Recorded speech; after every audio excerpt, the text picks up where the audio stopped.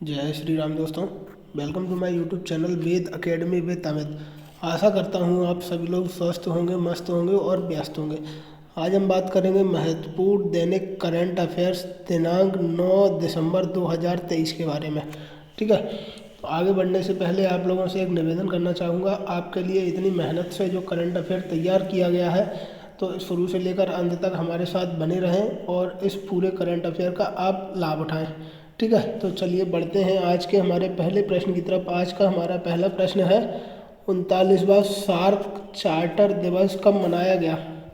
ठीक है, तो 39वां सार्क दिवस मनाया गया हमारा 8 दिसंबर 2023 को। जैसा कि हमें ज्ञात है कि सार्क की स्थापना, ठीक है, सार्क एक संगठन है। सार्क की स्थापना कब हुई थी? 8 दिसंबर 1985 को। 8 दिसंबर 1985 को सार्क की स्थापना हुई थी। ठीक है, इसीलिए सार्क का चार्टर दिवस मनाया जाता है 8 दिसंबर को। बढ़ते हैं हम अगले प्रश्न की तरफ। आज का हमारा अगला प्रश्न है अंतर्राष्ट्रीय भ्रष्टाचार विरोधी दिवस कब मनाया गया। तो अंतर्राष्ट्रीय भ्रष्टाचार विरोधी दिवस भी हमारा 9 दिसंबर को मनाया गया।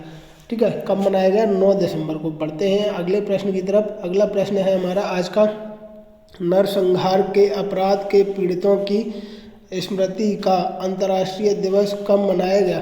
तो ये दिवस भी हमारा 9 दिसंबर को मनाया गया। 9 दिसंबर को कौन कौन से दिवस हो गए हमारे? एक तो अंतर्राष्ट्रीय भ्रष्टाचार विरोधी दिवस हो गया, दूसरा हो गया नरसंहार के अपराध के पीड़ितों की स्मृति का अंतर्राष्ट्रीय दिवस।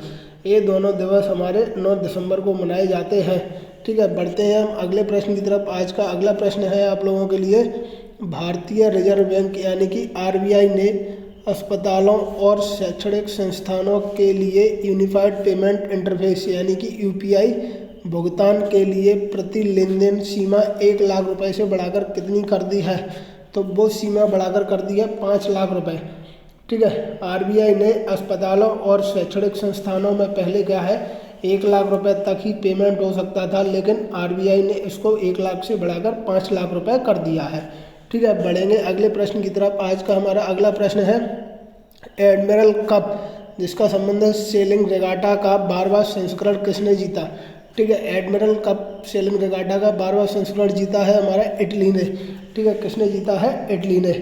बढ़ेंगे अगले प्रश्न की तरफ। अगला प्रश्न है आज का प्रसिद्ध हस्ती लीलावती का निधन हो गया, वह कौन थी।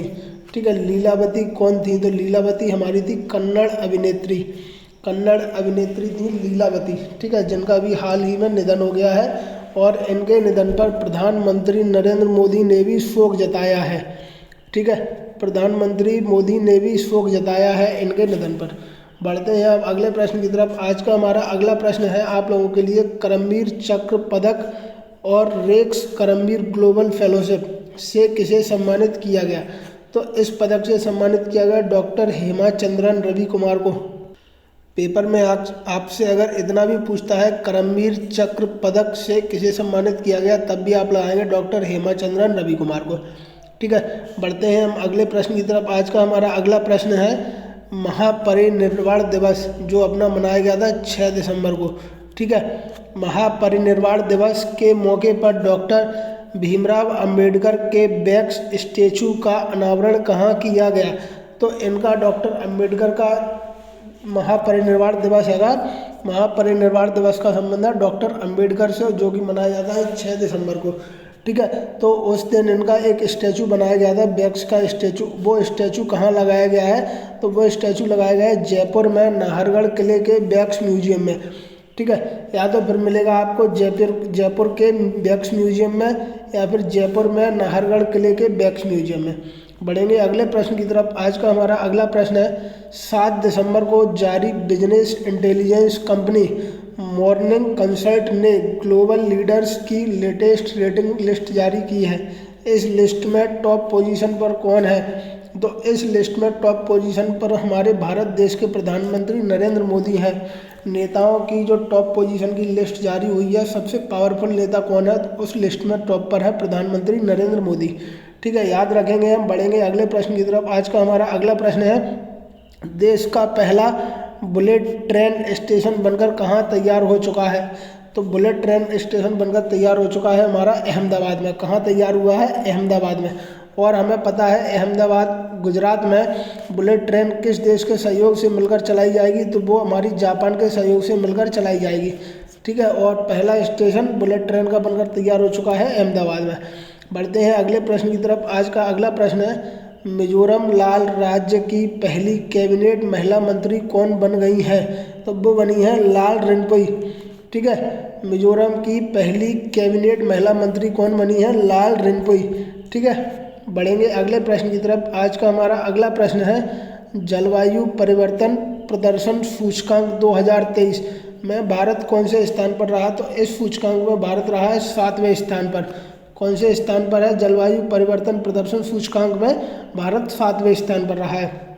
अगला प्रश्न देखते हैं। आज का हमारा अगला प्रश्न है, नौसेना स्टाफ के नए उप प्रमुख का पद कौन ग्रहण करेंगे?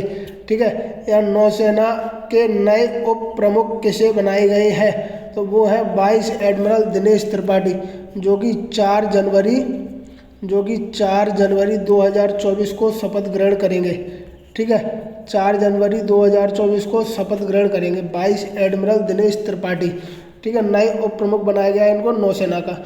बढ़ते हैं आज के अगले प्रश्न और अंतिम प्रश्न की तरफ, जो है हमारा सर्वोत्तम व्यक्तित्व दिव्यांग जन सशक्तिकरण के लिए प्रतिष्ठित राष्ट्रीय पुरस्कार से किसे सम्मानित किया गया है?